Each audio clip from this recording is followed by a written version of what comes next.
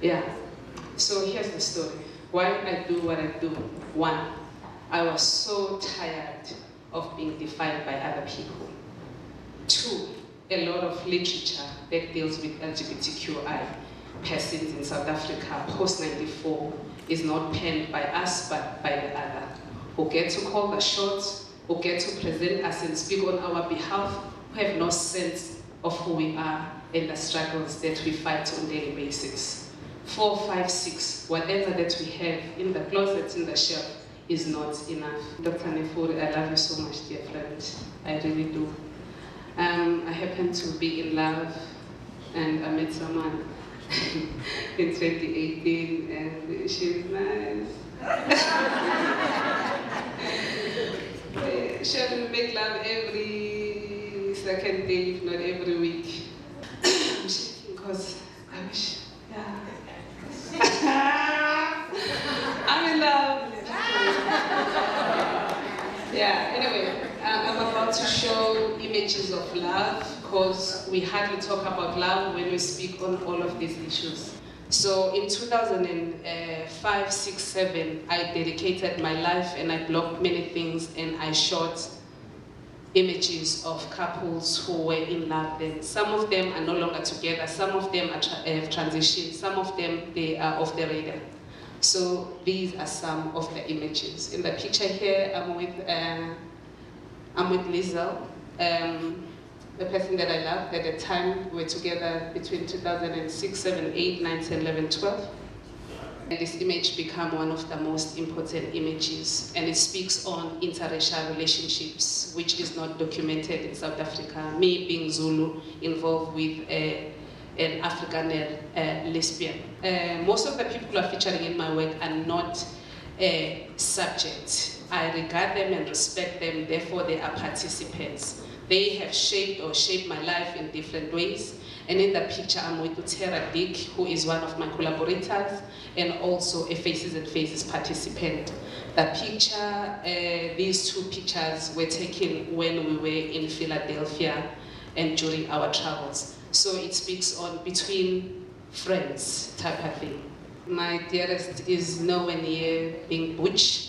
She is super feminine and she like freaked out when I said, please put on a bow tie for me. Because I thought she was like the sexiest person at that moment. And this is the day after Valentine. Martin represented the country when South Africa traveled for the first time post-1996. South Africans went to Amsterdam to represent us at the Gay Games, and Martin was at the forefront and is one of the best queer musicians in the country. And one of the challenges that Martin faced, and has worked with Sibongile Khumalo and many other prominent South African musicians, the struggle has been about him being queer and how he was ostracized by the people that he worked with as one of the sold-out people. The first gay wedding that happened in Guatemala Springs, it's of Hombi and Charles. And Hombi is the one who's wearing a white dress, and Charles is the guy who's wearing a grey suit. Charles has since passed, but Hombi still lives as an out feminine person. I don't want to say gay because of this gender fluidity, and people have really moved on than how they used to define themselves. So this then became one of the first gay weddings in the township where Lerado comes. And this was the first kiss I've captured of two men in love.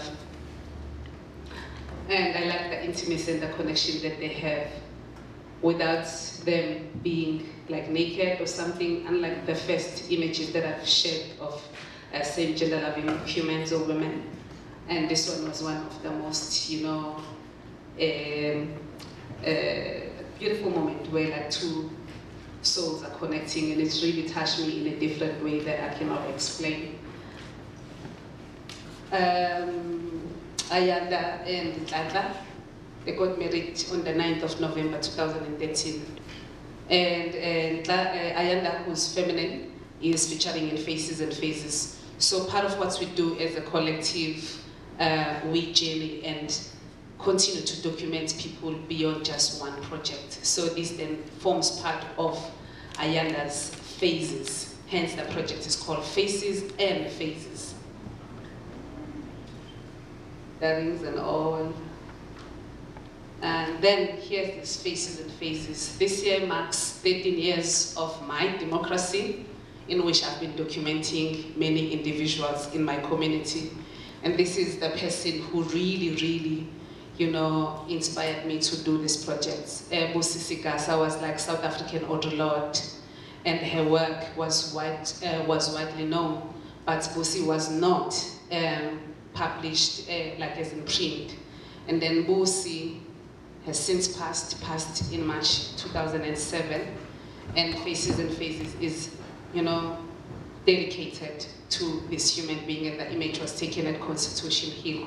Every person who's a scholar, who's curious, who wants to know where we come, Gonzi has said it, has jotted it way before many people, and the book is called Black Bull, Ancestors and Me, and Living as a Black Lesbian, and Gonzi later on transitioned. But this book will always remain one of the best South African texts.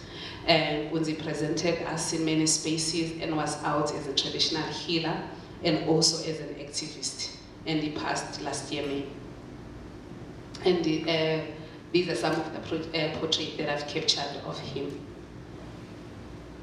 This is Lungi. Lungi has penned a very important story called I'm a Victor, Not a Victim. And Lungi is a survivor of hate crime. And painfully, in 2010, she and her cousin were raped and ended up infected. So Lung is still standing, but painfully dealing with a difficult family all the time. So we're still trying to figure out what's the next plan to ensure that Lungi lives longer than the kind of situation that she's exposed to. I have about like 5 publications, and this is one of my first one, which features mostly body, in which I wanted to say that sexuality is skin deep. It's not about the clothes that we wear. When you're with your lover in bed, maybe you pronounce your butchness, your femininity, etc. But there are moments where you wish otherwise. Yeah. So this is mainly about my body, about my blood. When it comes to being a bleeding being and the period pains that comes with, and just the period pains of like living openly and also knowing that you're taking risks on a daily basis. That's one book. Second book, African Women Photographer, which is just one of my issues, because I've reached a point where I say photography has nothing to do with gender. When you are good as a photographer, you're good, and the shutter button has no gender. So I just wanted to challenge those who decide on who's female, who's not female, and also to say a photograph is a photograph regardless of the gender that has touched the shutter button. And this is Faces and Phases, which took me, at this time, it was 4 years after I started the project. And then 8 years later, I have had more than 500 to 1,000 images that I've captured. And the work gets to be used by scholars and many other curious individuals. The work is shown in various places. So I live to be published. And I have learned not to wait for South African publishers to define me. So I get to work with a lot of international human beings, curators, academics, and activists who respect us as South Africans. And I want to make sure that people get a grip of who we are and what we do, and also share experiences. I get to travel the world with people who are featuring in my work. They get to work and represent themselves in different spaces. Like I said it before, this whole thing is not about me, and it's not limited to me. This is about us as Africans, as thinkers, as breathing beings. And people who have something to share and stories to share, regardless of the backgrounds in which we come. And in Sonyama, this project is about race relations, and I'm speaking here on being racial profiled as I cross different borders, go through customs, and how we ill-treated as Black people in different spaces. And I relate to mostly current and historical cases that are known to us. Like for instance, we think of UFS. We always remember those women who were fed peace by young white Afrikaners. I produced an image relating to that particular case, even though I was far away from you, like Free State, the fact that it happened, and it reminded me of my mother who worked as a domestic worker. In this one, I'm not exposing anyone. It's my own issue, though we are all affected by racism and racial attacks that we read about in media. And we know for sure, as you read about it, you are forced to be involved, because you cannot say, I'm okay, it happened to someone else. It hits at home, it's problematic, and it needs to be dealt with. And these are self-portraits, not selfies. And these are not portraits of the self I shoot myself. And there are hardly any preservatives. When this image is about my mom as a young female, I don't live as a feminine person 24/7. I'm not femme at all, but I like to play with this idea of being this beautiful human. Because I know deep down that sometimes you need to validate yourself and phone yourself and say, hello me, where are you now? How beautiful are you today? So that's what I do with this series, you know. Speaking from my mother, my father, people who are close to me, and most of these images are taken in different spaces, from New York to Sardinia, Italy, to Nuoro, Italy, to Kyoto, Japan, in many spaces where I have been. Here I was in Paris in 2014, next shots, and all of them are named in Zulu, because in as much as we think that academia, art is very important, it's very important for us to remember our languages and do not always subscribe to the language of the other, because at the end of the day, when our heart beats, it beats in mother tongue.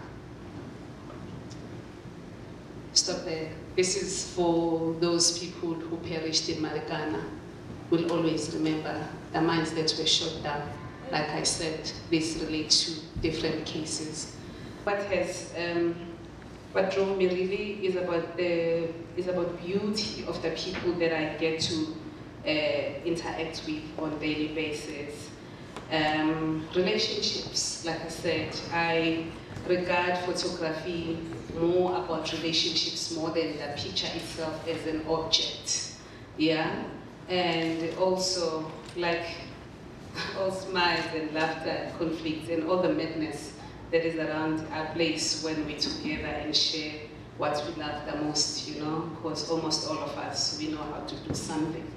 And it is that something that I want to turn it into something bigger than what it seemed to be. And so collaborations for me goes beyond just the picture. When it's the picture gets to, this is another symposium of another time, because it talks about the rights and the rights of the artist. That's where Prof comes into play, and copyright. Talking about like politics of representation, we're talking about copywriting.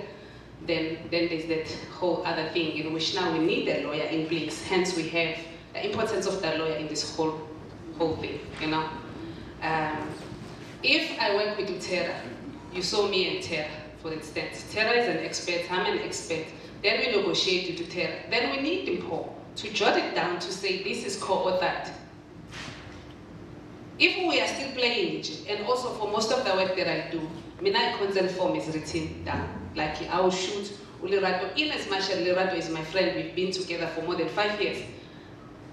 Lirato will have to sign and say, I give you the rights, because this work gets to be seen and be known beyond just the space. Then I was with Lizel in the picture, bare breasted, sharing this work. Then somebody goes to Lizel and say, we saw you at a conference. Then Lizel said, I didn't know that that picture was for that.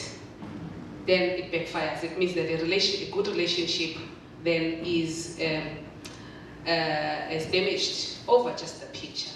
So we have to sit down with the lawyer. Then Prof says, this is how you guys could do it, 50-50. Then we have to agree. Do we sell the picture, or we keep the picture for whatever period? Do you embark with the picture, or do you use it now? All those things need to be negotiated prior. Just because you're featuring in my work doesn't mean that you own it. That you need to get it right. Then we'd sit down with Robert. Robert would photograph me. He has photographed me before. I'm naked in Robert's work. I'm very clear with what I'm putting myself into here. It's my black body naked in a public space. How do we deal with that? This is an image that I was taken about like 10 years ago or 11 years ago. We both lived in Cape Town at that time. Then how we negotiated the space, I asked Robert to be in my picture. So then I'm free, then, because Robert has agreed to be in my project, then I could easily be in his project. Then it's the other way around when Robert says to me, I don't like to be in front of the camera when he's photographing other people. That's the issue that, you know, maybe other people will have with photographers, because you want to do, you never want to be done, and then in that way it's unfair.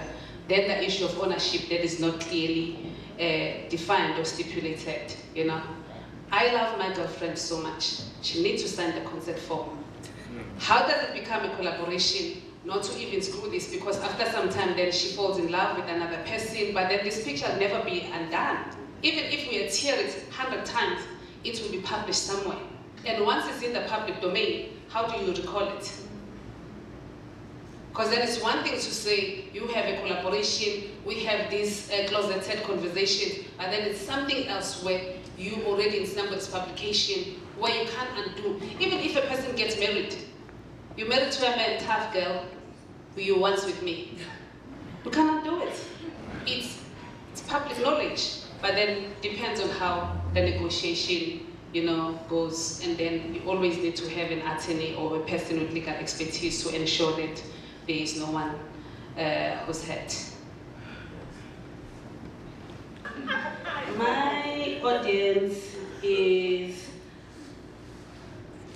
not people like you at university who might have their first degree at 21. My audience happen to be people who come from the same background like me. I come from Umlazi Township, where even the thought of having a queer person in Ilanga Lasenatali, in Isolezwe, where they are presented in a dignified, humanized manner, was it? I'm that kind of person who thought to myself that while scholars were researching and searching for people like us, I had to take images that connect to the realities of the people, and also images that speaks to the South African Constitution that was amended in 1996. When that happened, when I took over and set the precedent in this country, there were images that existed before then, but they were not captured by people like us, and the scene was dominated by white gay men. I was tired of complaining for what wasn't there, for the lack of visual documents that included us, that do not come from a scholar from overseas. I had enough. At that time, I knew for sure that one had to action. And I wasn't thinking of consumers, collectors, dealers. They were not here, not at all. For me, what was important was existence and resistance of the people in which I belong. That still counts. I have been a visual activist for more than 15 years. I'm not thinking about the consumer, because then there's a difference between the consumer and the audience. So my audience is those people whose voices are not heard, those people who have marched the streets of Johannesburg for your rights, and many other sophisticated people's rights, who will never be published because they are not educated. Those people who have been at the forefront of many protests and marches for LGBTIQ people, and will never get resources to host a conference like this one. I speak from a space where I have a full understanding of what Imbizo is, and I'm not affected much by load shedding, because I know of my people gathering under the tree or in a room with no electricity by the candle. I have traveled different township spaces, and I knew where the lack was. We just lack respecting people who do not have anything. We just lack an understanding of humanity. We've just lost it. We have no sense at all. So I'm that kind of person who share anything and everything. But besides the audience now, every year, part of my earnings, those who work with me will make you understand, goes to the communities. I send people to school, they study, those who want to study, those who want to be butch and femme and trans without education, tough, I can't force them. More than 30 people have been sent back to school to study photography. So I pay for them, because that money is for them anyways. So when I shoot, when I document, when I do any visual project that has a lot to do with us, because I'm not speaking from outside, I'm speaking from an insider's perspective. I'm not the other. I'm so much inside and I know the struggle. I have survived so many blows from the LGBTI community itself, from the lesbian feminist and trans feminist. So, yeah, it has not been easy. It's not what you see on TV when I make noise. It's deeper than that, and it breaks you. So my audience is ordinary people without education, without resources, who's got voices, who are ever studied and become a topic of research without being recognized by those scholars who get degrees on other people's lives.